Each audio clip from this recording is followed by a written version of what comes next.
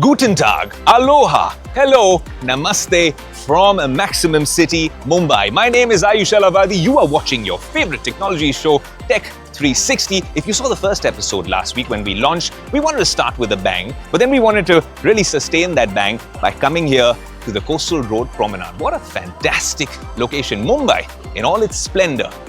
Mumbai is upgrading, so has your tech show. It's already upgraded. And when we went to Apple Park, it was a long way back home. So we made a couple of stopovers. One of them happened to be in Germany for IFA Berlin, the oldest tech show or tech fair on the planet. It's been there for nearly 1 century, but has it updated? More importantly, was it a hit or a miss? We also had a very special conversation with one of the legends from the world of technology that's also coming on this show. And then there's a special surprise at the end of the show. I'm not revealing that just yet. First, let's have a look at the oldest tech show on the planet. I'm here at IFA Berlin 2025 at the Messe Berlin, the oldest tech show in the world, perhaps nearly a century. But here's why I think that it really was more of a damn squib for a number of reasons. I'll tell you about some things that worked and some things that didn't work, especially in comparison to what's happening around the world, MWC, CES, and most importantly, even in India, there's a bunch of such tech shows which are really upping the ante. Let's have a look.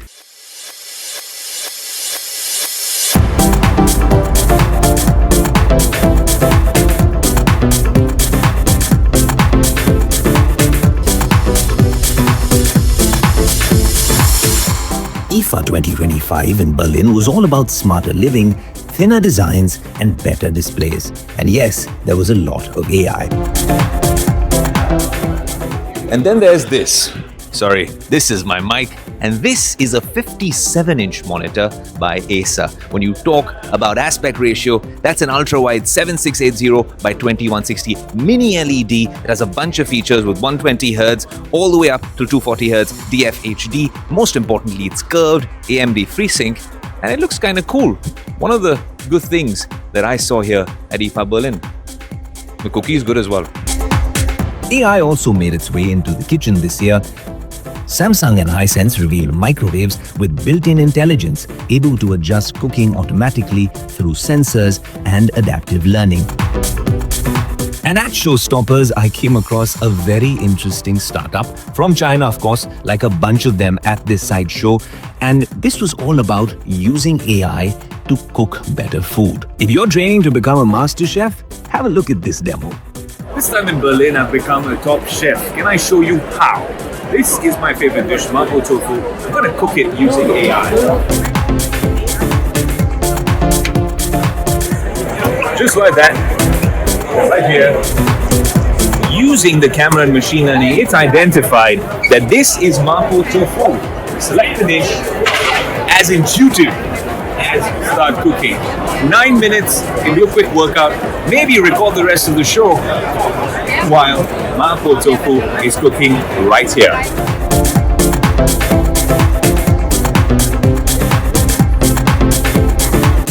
There you go. Anyone want to join me for a meal? I'm a top chef now. So whether it's massive 85-inch screens or slim sets designed to sit flush on the wall, the trends make it clear that the next wave of televisions will blend high performance with seamless design.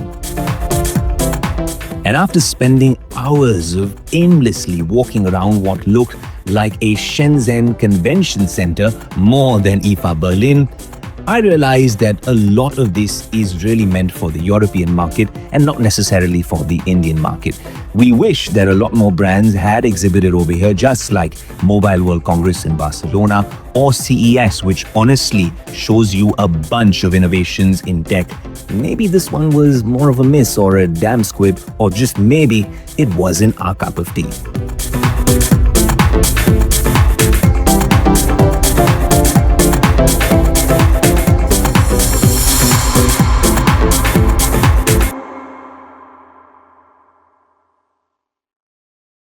Alright, so that's a little recap of IFA Berlin, a 100-year-old show that needs a major reboot, just like your tech show. Stay tuned to Tech360, where we bring you the latest and greatest from the world of tech. I must say, IFA Berlin, Messe Berlin, the real catchphrase is the city of Berlin and what it stands for. That's the best part about the show. So if you're ever planning to come here, remember Berlin is the city that really makes it worth the visit and worth the trip. Everything else is secondary. I'll see you soon. Now, the world's oldest tech show in Berlin might have been a damn squib, but out with the old, in with the new. This tech show on NDTV is going to bring you the latest and greatest and find a special place in your heart. And for that, we have to get you the best conversations from around the world. Last week, it was Apple Park. This week, it's one of the greatest inventors of all time. So it's GOAT for the greatest of all time. What would this be? GOIT? Okay, I'll figure that out. Have a listen to this conversation. It's one you don't want to miss.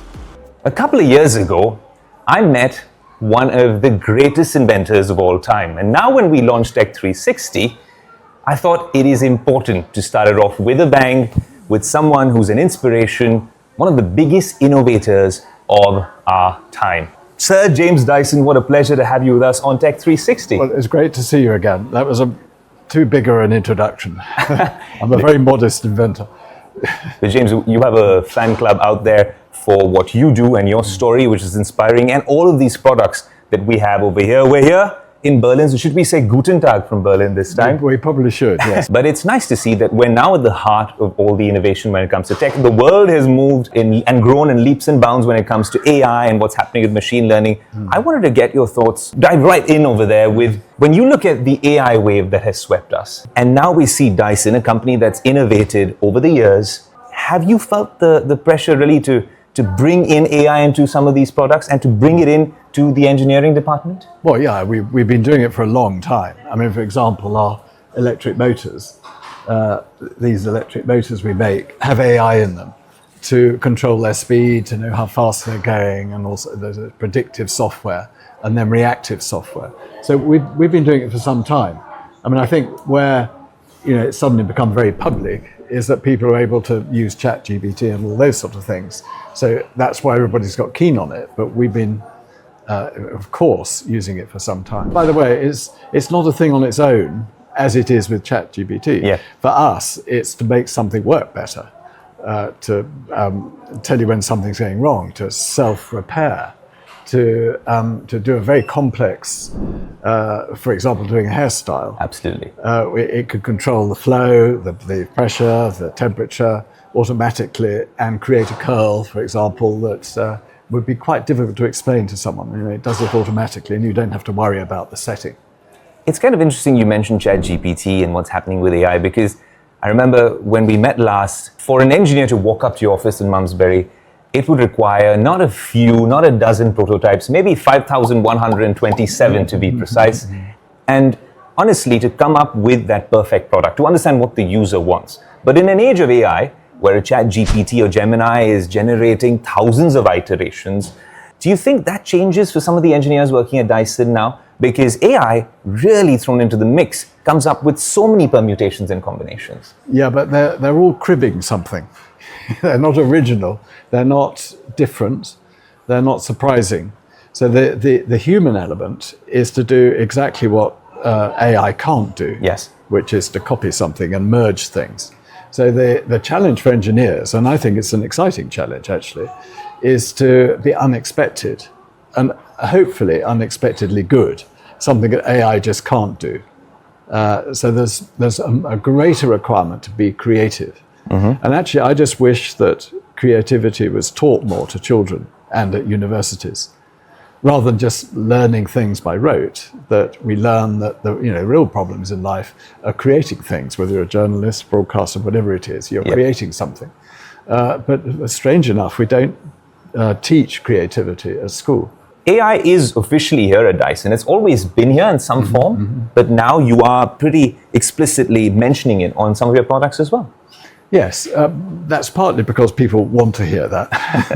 But no, mainly because it is, and it always has been, and it's developing faster and faster. So although we look like a hardware company, we've always been a software company as well. It's just not so obvious, and it's not necessarily what we talk about, because we want to give you a machine that works without you having to think so much or read the instruction manual. And as we add more and more features, it becomes almost impossible to have a consumer interface that can cope with all those different variables. So that's really where AI comes in, because it sorts all that out for you. Yeah. So if you want to do a particular curl, or there's with our robot, for example, cleaning the floor, it goes over and it inspects what it's just done, and if it hasn't done it properly, it goes back and it keeps repeating it until that stain has gone. And that's a good example of using AI interactively. So you're taking an image of where you're cleaning all the time, and if and you see it before and you see it after. So you're interpreting the image to check that you have actually cleaned it. Correct. And it'll do that over and over. If there is one product from the new Dyson lineup that I should be going back home with, which one would it be? And we got to pick one. Forget about all the issues we might face at the airport. But if there's one product I need to take back home from the new lineup here at IFA Berlin, what would it be, James? Well, it's impossible to choose. They're all children, and all children are the same. We won't tell them. But why don't you take one of these? There you go. This is the special moment. And I did. I got a demo of this, and I love how the new compression tech is working over here as well, because we have a lot of dust back home.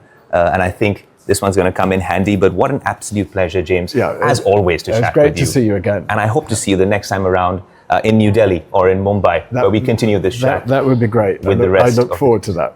Cheers. Thank you, James. Thank you very much. Well, there you go. If this isn't an indicator of what's coming in the second half of the show, then I don't know what can be, because I'm not even going to say what this cosmic orange is all about. If you watched the first episode across NDTV of Tech360, then you'd know. If you didn't, then a little bit of a recap after commercial break. This OOTD is only us beginning. There's a whole lot more to unbox, unpack, and analyze for you on Tech360.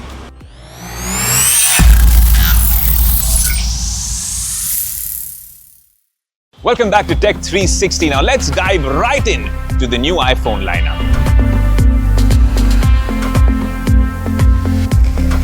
Well, there's something about shooting with these devices in the wild. In a studio, in a controlled environment, it's very different. But some of these pro features, and also the Air trying to be a pro, but as much as this is an interesting device, for me, a content creator, I need a pro. So let's put the pro through its paces. But look at that, what a timely intervention. I see someone very pro shooting with the pro. Joshua, what a pleasure to see you, man. How's it going, man? I am going to this is what happens in Mumbai. You're just shooting out and about, and the pros are here. The best photographer, not on the street, not in the city, but probably in the country.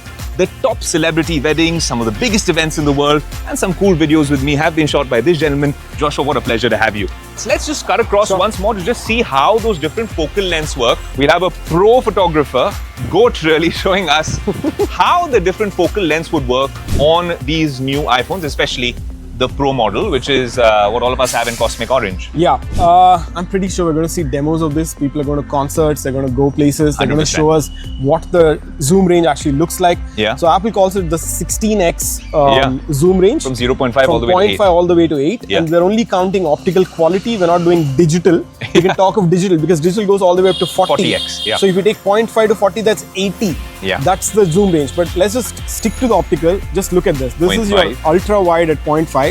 And then with one hit of the button, you're actually right now all the way to the C, right? And all the way to C in a way where it's already sensor shift stabilized. So although my hands are shaking, it doesn't show. It is super stable, and I'm actually able to get really good colors. The way Apple does their calibration of their sensors is that whether you go to 0.8 or whether you go to 0.5 or 8, you get the same tonality, you get the same colors. One more question since we have you here, and Joshua's going to be invoicing me either way, so I got to just use my time very wisely with him. Yeah. But I'll tell you what, so very quickly, there is of course the iPhone 17. Sure. I'm guessing that some of these base features that we covered are there, not of course whatever's limited to the chip and the... I'll go one better. Let me just point out one thing to people who are watching at home. Yeah, from a photographer's perspective. From a photographer's point of view. From this tricolor. Can I tell you what's actually happening here? This time around, for the first time, anything that you get, or I mean, a lot of things that you get on the Pro are actually also available on the base iPhone. Correct. For me, the way I see it, Yeah. this is the Pro, this is the Pro Slim, and this is the Pro Pro. Interesting. Interesting. Right? So when people try to ask for a comparison, is this better than last year's Pro? Yeah. Hey man, even the base is a Pro this time. This is why I'm not worried about AI taking my job. I'm worried about smart guys like him taking my job because they know their stuff. So I'm going to now hold on to these three lovely phones to document that we were here. And because I like vlogging and you like taking still photos, I'm gonna. This is now dual capture This is going on. to be my. This is going to be my phone right This now. is so cool, right? Because while we're shooting this, I can move myself from here. I can obviously get all these tracks of audio recorded 2x. My man Joshua, what a pleasure. We're going to meet at the next big event or the next big shoot, but That's good. we also need to catch up on the streets of Mumbai for a vada pav the next time. Done. I'll see ya. Cheers, man. Bye bye. Take care. See ya. What an absolute pleasure bumping into a dear friend here on the streets of Mumbai to give you a real pro perspective on the iPhone 17 lineup.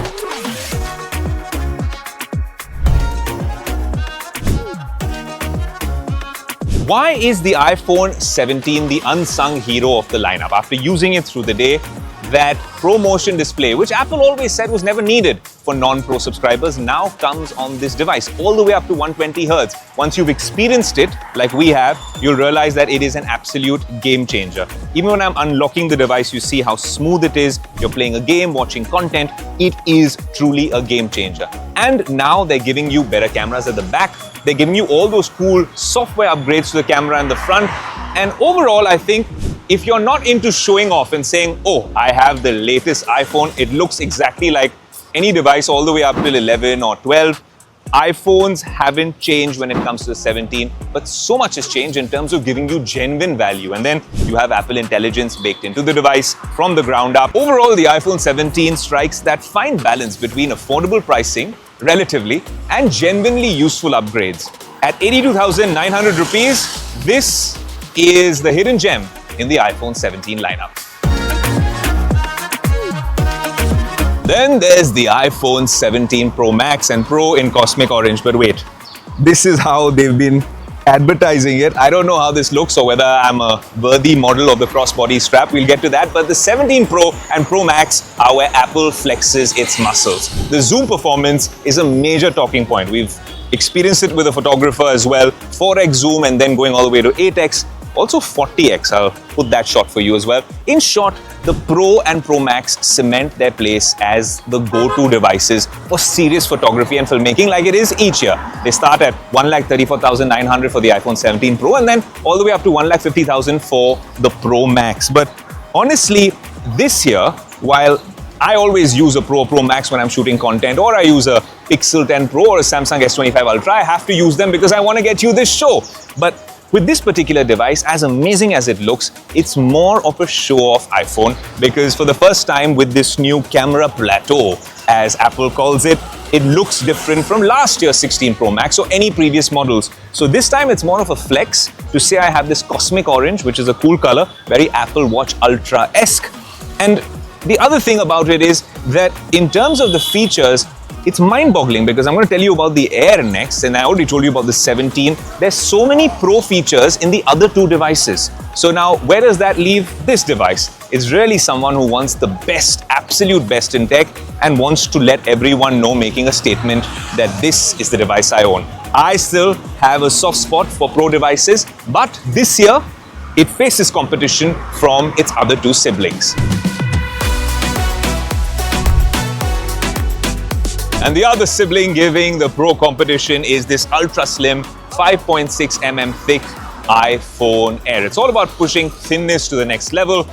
The thinnest iPhone ever, the most power efficient iPhone ever is what Apple's Kai Andrans told me. But honestly, if you want this to be battery efficient and compete with the Pro, then you need to know that this accessory add-on is a must. It only comes close to those mAh values and performance like we've been seeing when you use this together. It's clearly meant for those who want that sleek, slim form factor without necessarily going all Pro. Now this one starts at 1,20,000 for the base 256 gigs variant, and if you're worried about the fact that this would bend, I have put it through its paces. In terms of some of the testing in the labs, I wouldn't recommend this, but put nearly 40, 50 kilos, 60 kilos of force on this as well. It's not supposed to bend. Now, this is not mentioned anywhere, but in terms of durability, Apple has tested it. Now it's time to move our focus to another product that always manages to divide opinions. Some people love it for the specs it offers. Some people are upset about a steep launch price. I'm talking about the new Samsung Galaxy S25 FE. Now, for 2025, the brand has launched this particular device, 59,999 in India for the base variant with 8 gigs of RAM and 128 gigs of storage. Now, why this divides so many opinions is because it is cheaper than a standard S25, but it's still very expensive if you look at some of the competition from the Chinese smartphone makers and other brands that are really trying to compete in this space. We'll tell you a little bit more about it. Let's unbox it and give you an honest review.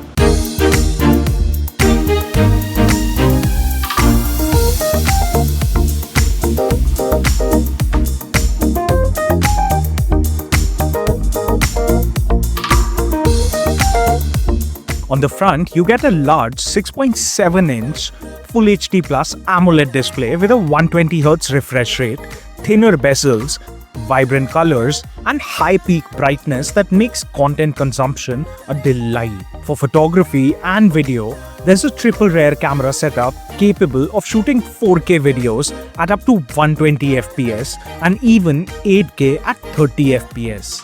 A feature that will definitely appeal to creators. The software side is handled by Samsung's One UI 8, bringing refinements in design, fluidity, and customization. Powering the phone is the Exynos 2400 SoC. Yes, Samsung has once again skipped the Snapdragon option here. Paired with up to 12 GB of RAM. Keeping things running is a 4900 mAh battery, although charging is still capped at 25 watts. Which feels a bit dated in 2025 standards. On the durability side, you do get an IP68 rating, meaning it's resistant to dust and water, making it more reliable for day-to-day use. Should you buy this device? Well, I'm going to give you a special approach. Close one eye and look in the other direction. If you're thinking about launch price, keep that away. At 60,000 rupees, it is on the steeper side, but the fact that you're going to get a bunch of software updates from Samsung, the OS is refined, and you're getting into the S25 lineup, so a bunch of AI features as well. This one can be, honestly, a value for money device. 40x digital zoom on the iPhone 17 Pro Max, very different from the Android devices, especially the Samsungs and the Pixels, but we've really enjoyed putting this tech show together for you. Have you enjoyed? Let us know on our social media handles. Give us a shout out. This is Tech360, and this is being shot from Mumbai's gorgeous new location, the Coastal Road Promenade. One quick point though, I hope we can keep it as clean and as safe and preserve the beauty over here and the sanity, because this is something special and we shouldn't take it for granted. I'm your host Aayush Ailawadi. Until next week, adios.